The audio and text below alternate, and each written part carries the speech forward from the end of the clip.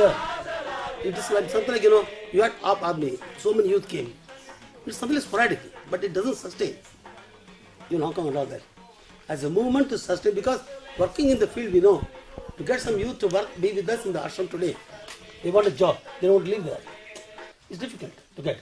So the question of youth is not that branding them, but the genuine concern that we are unable to get them into our fold. Question of emotional appeal to younger people. I think it's a critical element. I don't think we can address it purely intellectually, and the more effective medium is emotional and related to some needs. And I found that youngsters are far more receptive to these kinds of things rather than a talk or a lecture on the importance of something.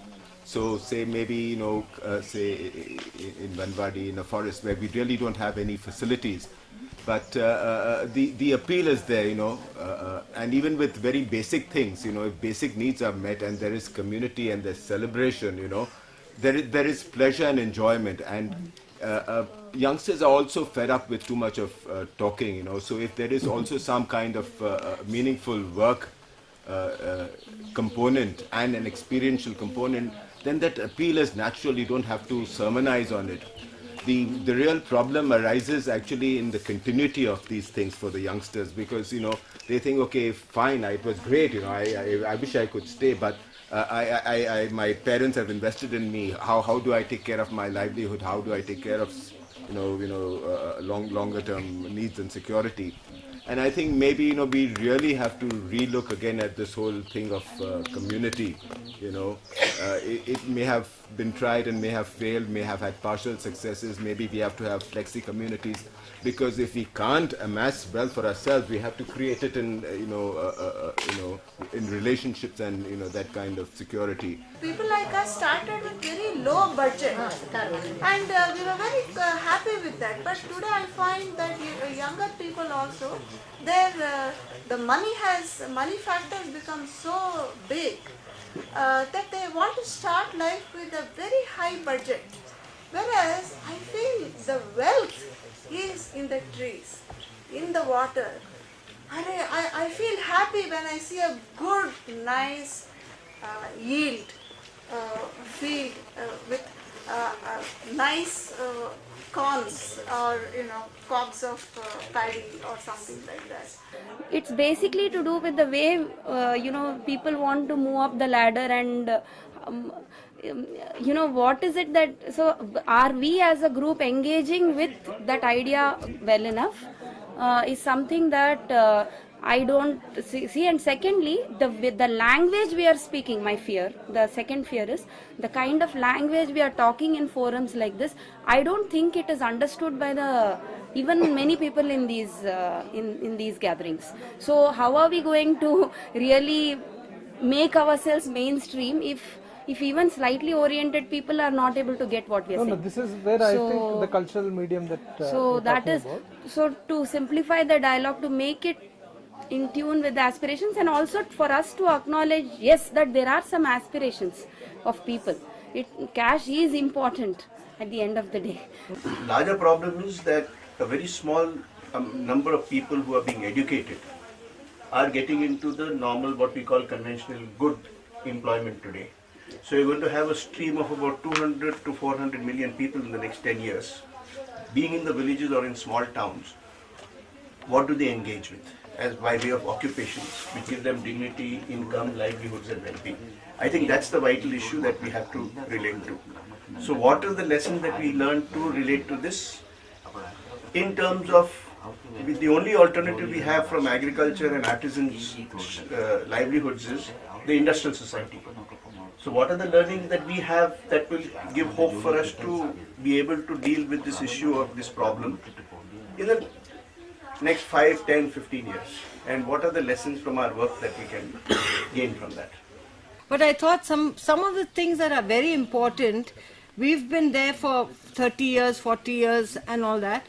We have to shed some of the jargon. I think how we phrase things, and it's really important how we set forth the agenda and how we make it relevant to really make youngsters stop and think. So if you say I'm a Marxist, everybody will say, oh come on. You know, the only thing in India, the only bastion of Marxism in India is Kerala, because even West Bengal is gone. But you can't go on beating a dead horse, you know. You have to say yes, at a certain point all these things failed. But somehow, why is it capitalism continues to make people think it's the only thing that works?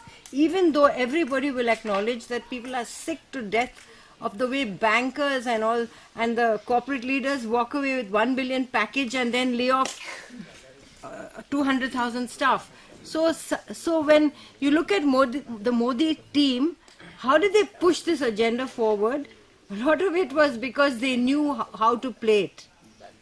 So somehow we have to attract youngsters by shedding the baggage and the jargon and coming to the core again.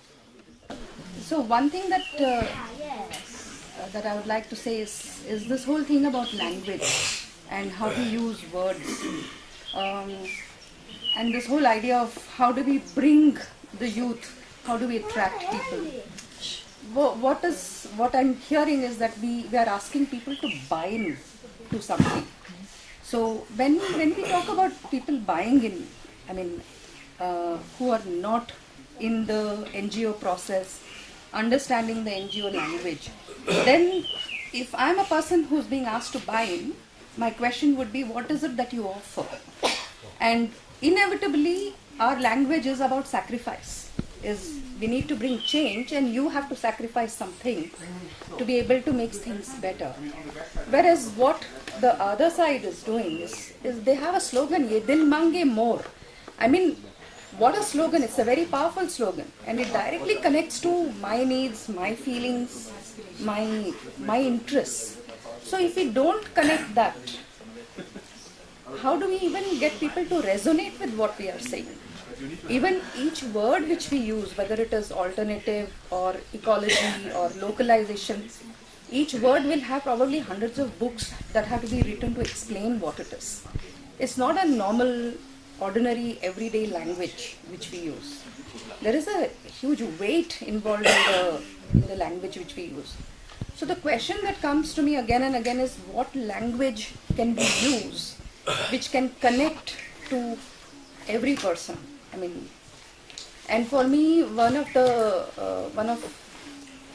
the inspirations for me has been this Humans of New York. Every story, 4-line stories. I don't know for what reason, I connect directly, personally to every story being told over there. And these are stories of ordinary people having ordinary aspirations. And when she said about the gay rights movement, gay rights is also about love and sex, which is completely, all of us feel love, all of us need sex. So there is a direct connect which is there. So I think we need to also engage with ourselves and try to reflect as to what do we need to say and how do we need to say it. I mean, how do we put it across? I mean, if we take this paper and if I give it to my daughter, she'll say, I can't understand a word of what you're saying. I can't. So there is a problem somewhere which we need to understand. I also don't have any answers. But the implication is that we want a marketing arms race. I think the essential problem is that the reason why Dil Mange More is so attractive is because it's so simple. And I think what we have to say is not simple. What we have to say is complex. So if we talk their language, then we're losing it right there. But then the most complex things can be broken down and said very simply. I was just thinking that even web work was new initially, like everything, to get everything onto a website was considered a new concept. So maybe using the media, though it sounds new. Since the global homogenization of culture, I use this word specifically culture, and also what Joy said, that there is a gap in history. There's a gap in history, we do not know our own history. So my aspirations and my reality is in some foreign land, while what's happening in backyard I don't know.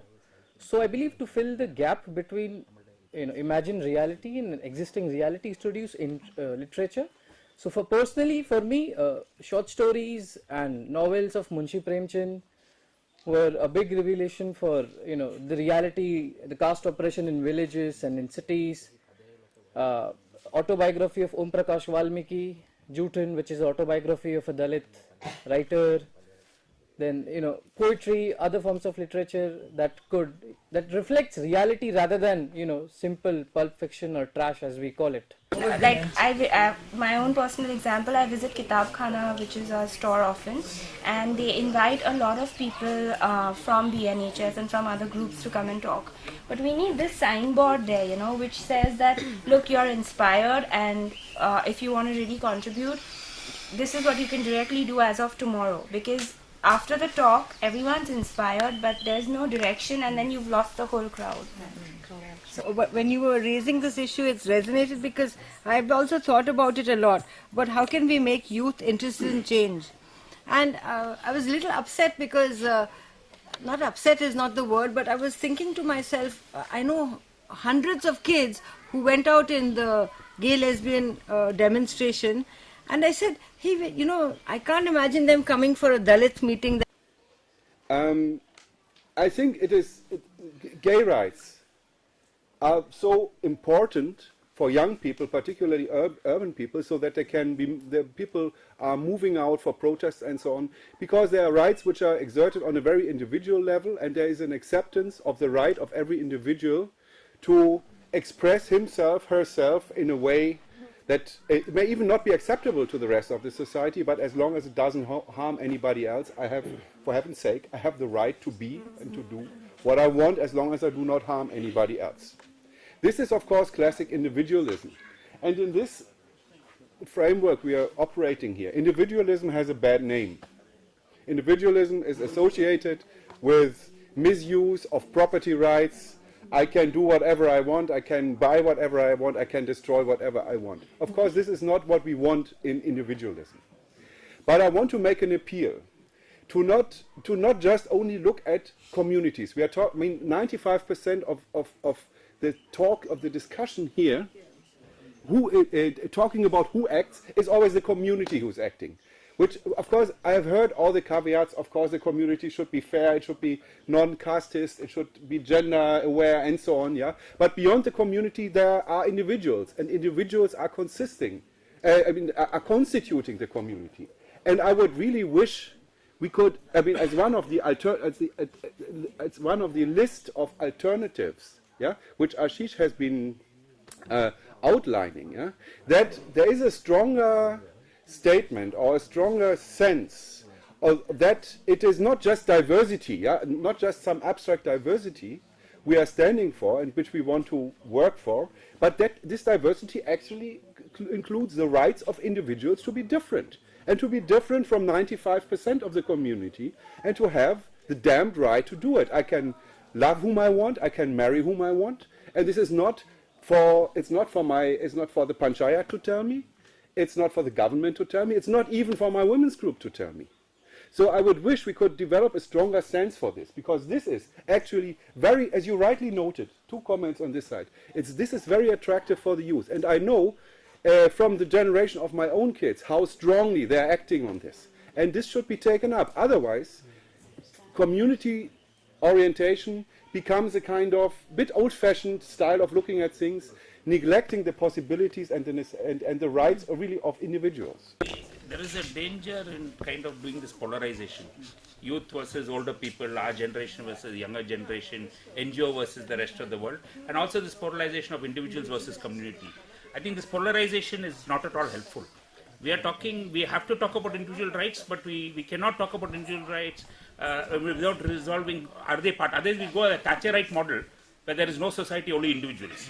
So that also doesn't work. That's one extreme.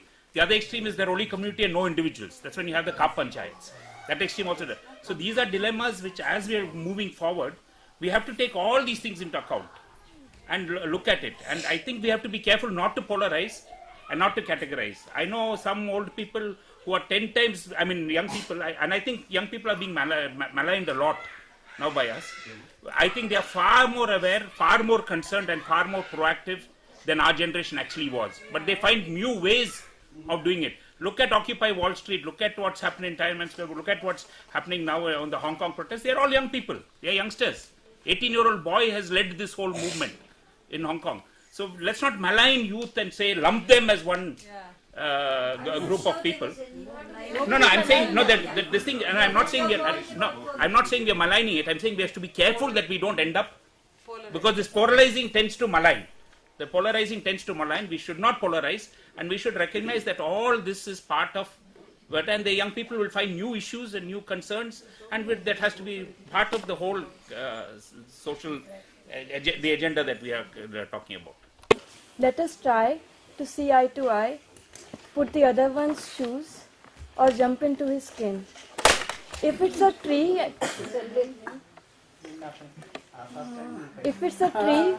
feel the sun and rain on its leaves.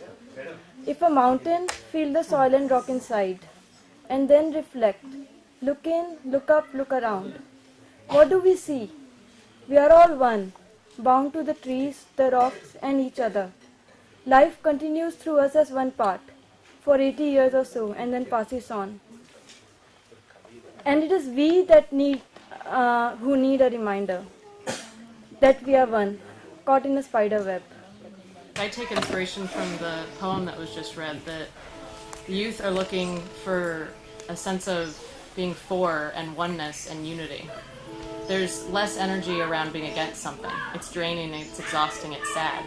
So you see the unification with the homosexual rights movement because their friends are experiencing it, right? So it's a very direct sense of union. So I love your point. We need to reframe the language and make it clear that we are one with Dalits, we are one with all of us here, and the people that we may seem that the alternative that we are against, we're actually one with them. It's the same.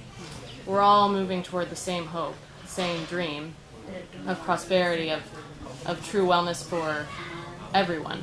And so I just want to remind us of the poem that's really the inspiration. That's how.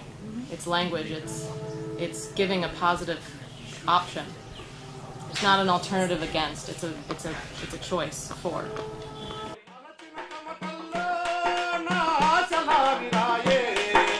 Alasina Tamatalla